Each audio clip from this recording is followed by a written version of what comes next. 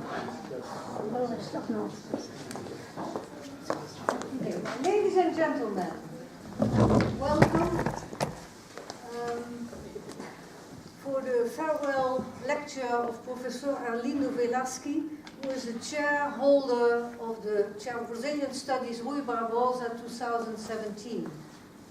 It has been a pleasure of receiving him this year.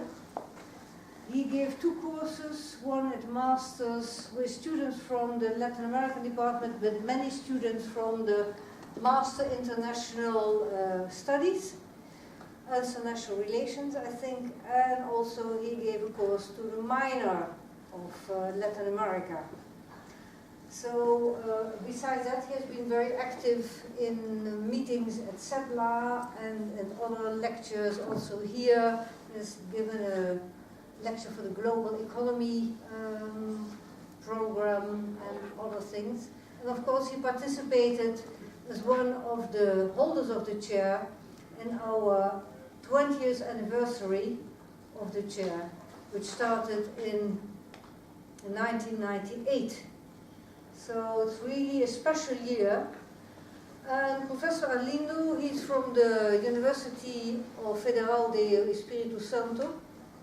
He did his PhD at the London School of Economics, and he did his postdoctorate in the United States, and I'm sorry, no? Master in the United States, postdoctorate. Okay, I'm very sorry. Okay. Anyway, I think he will discuss a very important topic tonight about development of Brazil and different moments of development of Brazil. Arlindo, the floor is yours. Thank you very much, Diane. Good afternoon, everybody. Portuguese is one of those languages that sometimes can help you to understand an issue. Apparently in Spanish too, when we say desarrollo, we mean that we are trying to get away with a sector embroidery. Desenvolvimento in Portuguese, having the des from Greek, means that you are trying to lose something. You are trying to get loose from past involvements.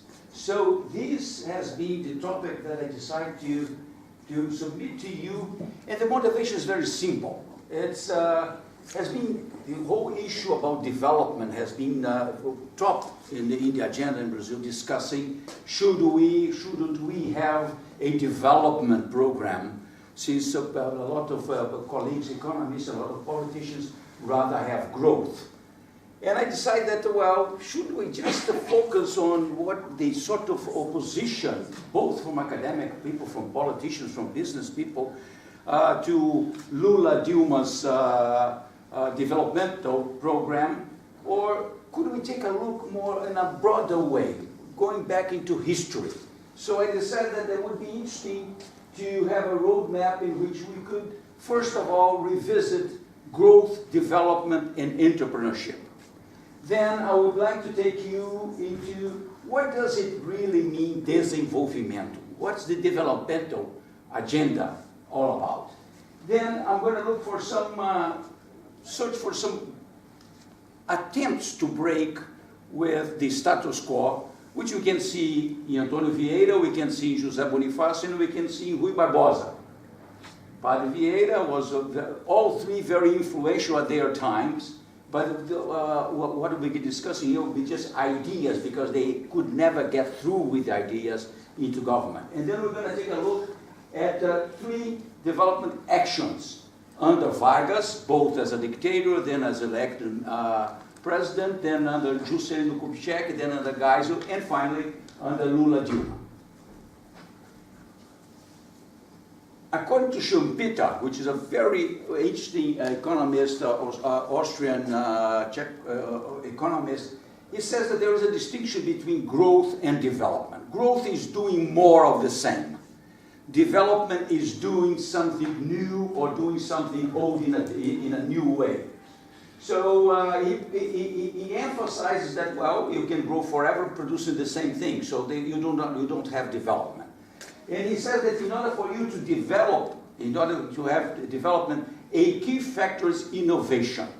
And he has a very broad definition of innovation. He says that innovation can be new products, Can be the cell phone, can be new ways of doing old things, like how do we communicate amongst ourselves.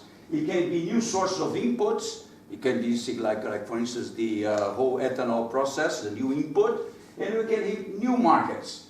And if we look at Brazilian socioeconomic formation, we're going to notice that there's a lot of innovation. Brazil has always come with an innovation. It started with pau-brasil, which kind of enchanted the Europeans, and then as we ran out of pau-brasil, it came with the sugar plantations, and then we did more and more and more and more of sugar, and then came to a halt, and then we did gold, and then we did coffee, and now we're doing soya, we're doing ethanol, we're doing so many other things. So you can see that it's very present in most of the cycles, but most of the time is just an innovation that then just takes part on more and more growth. And Schumpeter also draws attention to, tries to draw our attention to entrepreneurship. It says that entrepreneurs are the driver to innovation, and they are the drivers for development. And he has two approaches to it. When he was a young fellow in Egypt, when he wrote his book on economic development, he said that the driver was this fantastic figure of the entrepreneur, the individual who was really striving to do something new, despite of the fact if they're going to make a profit or not. But he wanted to do something new. Lately, when by the 1940s, as a more mature economist and looking at what has happened in the past 25, 30 years in the world, he says, well, a lot of innovation is sought for. It's the big enterprise with their R&D laboratories, and actually what they are trying to do is to come up with something in such a way that they get an extra profit. So nothing wrong with that. So it's profit beyond growth. Okay? Now, the question that we might have is exactly the one that was posed by academic people from USP, the University of São Paulo, in the 60s, after the well-successful industrialization process under Vargas and under Kubitschek. There was a question there that they asked, what would the national bourgeois be able to give rise to an original development project and to promote the emancipation of the country? This was a very, very interesting investigation. It was done not just in São Paulo, it was also done in the Northeast, it was done broadly in the country. And the answer they got was the peculiar situation of the industrial bourgeoisie in the mass society formation and the situation in which it finds itself in the process of industrialization makes it fearful and incapable of breaking ties with the situation of traditionally constituted interest. That is, with foreign groups, with large landowners, and with the merchants and bankers attached to them. They become part of the political domination of traditional groups. So, young economist Fernando Henrique Cardoso wrote that and was part of his thesis for becoming livre docência. Tese de livre docência would be to become full professor at a very young age. So Fernando Henrique Cardoso already was pointing, well, there is a problem with entrepreneurship in Brazil. And he was talking from a perspective of São Paulo, but a perspective of Brazil, after Brazil had gone through two big moves towards industrialization. So this is not Sérgio Buarque de Holanda talking in the 30s. This is Fernando Henrique Cardoso talking in the 60s. Okay? So the question then becomes, well, what if there's not entrepreneur? How could we do the development and without entrepreneurs? So we come to the concept of desenvolvimentismo. Is the development to do state.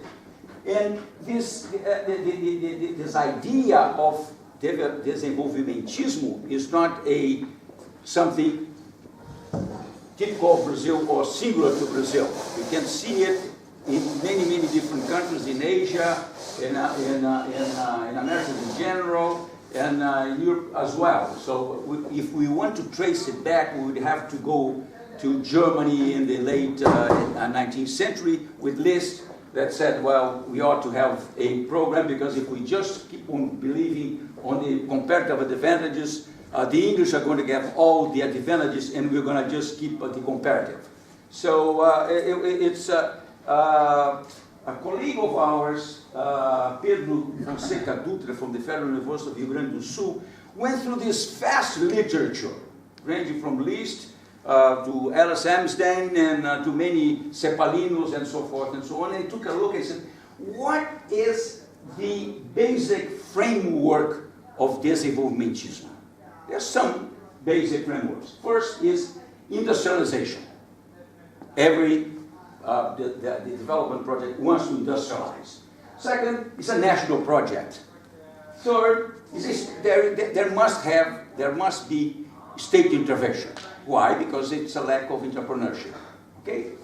So what are the attributes? Intentionality. That means this will not take place just by the working of the market forces. There has to be something beyond market forces. And second, which is very important, all the project or all the developmental programs that were under the scrutiny of Pedro Dutra, they all were according to the capitalism system, sistema capitalista. Which meant that, well, there's one, there was an exception, was Cuba. He said, well, this is not desenvolvimento, this is another thing. So all the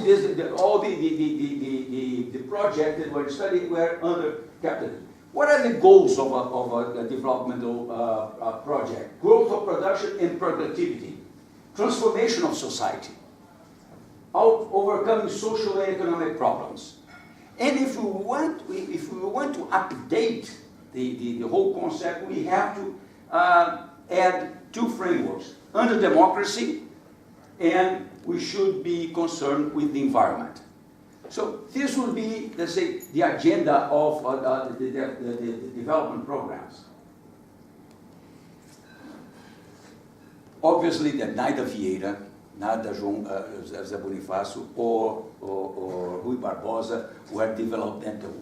The word development at the time was not that significant. But I decided to go just as back as Antonio Vieira to see how three influential persons, very influential at their times, how did they react to the way Brazil was progressing? Were they satisfied or not satisfied? Did they propose something different from what was taking place? Yes, they did. Antonio Vieira drew the attention in the 17th century about the importance of incorporating natives, blacks, and Jews in the making of Brazil. As you do know, Vieira had this fantastic, bombastic thing that of the Portuguese Empire that was going to run, and Brazil would be very well placed in that because of its nature, because of its natives, and because of the combination of people who were already there. So he said, we can have development. He didn't use the word development, but we must move beyond the idea of growth based on natural resources and just the producing of sugar cane and so forth. Then José Bonifácio, who was the father of independence in Brazil, very, very influential person who had been to Europe in the very beginning of the Industrial Revolution, who had a very broad idea. José Bonifácio also tried to convey some of his ideas, and he would say that citizenship, home country, private ownership, fraternity, freedom, immigration, miscegenation should shape the idea of an independent nation, sustained by a solid civil society. So here we are talking about the beginning of the late 17th, late 18th, early 19th century, a fellow who says, well, and we should have a national identity. And the national identity should be mulata. So it should be more colorful. So this all Bonifácio. He pledged for agrarian reform, industrial and agricultural development. And he's talking about agricultural development, which also breaks with a way of doing things. He said, yes, we need agriculture without the need of destroying the forest and the sterilization of land. And he also mentioned about university. I mean, university was not anything new in Latin America, but it was something very new to Brazil, so there he was. But he also recognized, given the power structure of both the Portuguese and then of Brazil, free Brazil, independent Brazil, there was a power structure that obviously would provoke obstacles to the building of a new country in South America. Okay?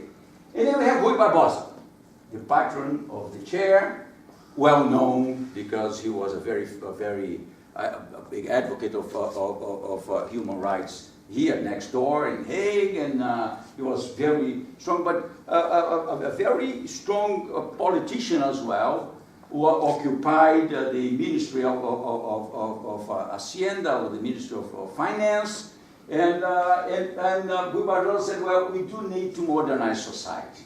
We ought to put blacks as wage earners. We ought to move from monarchy to republic. We ought to go from hegemonic and rural agrarian into urban industrial socioeconomic formation. Here once again, we are talking about the turning of the 19th into the 20th century, and there we have this Baiano, with all this inspiration that, well, we ought to change. And he also mentioned about the creation of national system of education with free, compulsory, and secular from kindergarten to university. We're not talking about something of the 20th century. We're talking about the beginning of the 20th. And the promotion of science as an instrument of freedom. I don't have to emphasize that none of these ideas from very influential people within the power structure, but we just could not move, would not just move, make steps forward. Why? Because the vested interest of coffee, of the agrarian landlords in the Northeast with sugar and so forth, were much stronger than the power of the ideas of these people. So we could then move from ideas into action. When did action take place? It took place at least in 4 instances, and I'm going to start with Vargas. The 2 periods. Vargas as a dictator in 1945, in which he did make, he stimulated policy to industry through external financing of Companhia Vale do Rio Doce. As we all know, iron ore was very important for the Allies, and Brazil had the iron ore. He said, well, and Brazil had always sought to exploit iron ore in Minas Gerais, but had never been able to attract foreign investment to do that. So in order to gain some muscles in the Second World War, so got CVRD in Volta Redonda steel plant. So there we have the beginning of a robust industrialization, late retarded industrialization process in Brazil. He also had plans for heavy industrialization, but that ran into political opposition to nationalization. I mean, there we have Gudin said, well, we don't want to have a socialist country, and we do need to give freedom to the market. So there was a strong opposition. He was obviously a step down of power, and then Dutra came in, and then he went back to the presidency, being elected for 1951, which should be 1955, but he committed suicide in 54. And what did he do between 51 and 54? He was concerned to overcome bottlenecks for heavy industries, transportation, infrastructure, and energy. And he established 2 very important instruments of development in Brazil: Petrobras and the NDR. At the time it was the NDR, then became S as well. But it's very, and I would like to highlight once again that Petrobras was once again because the U.S. Americans did not want to, as I said, there was no petroleum in Brazil. There was a very strong movement by, including Monteiro Lobato, who said, petróleo é nosso, we ought to exploit that. And so he established a state-owned company, since there was no private capital, local or foreign capital would like to do that. And he established the NDR under the recommendation of Acordo Ponto 4 with the US Americans and after the war, they said, well, Brazil has to have a long-term type of financing instrument in order to be able to surpass most of its bottlenecks in infrastructure. There is no financial capital, private financial capital, which is willing to invest in the long term, so Brazil should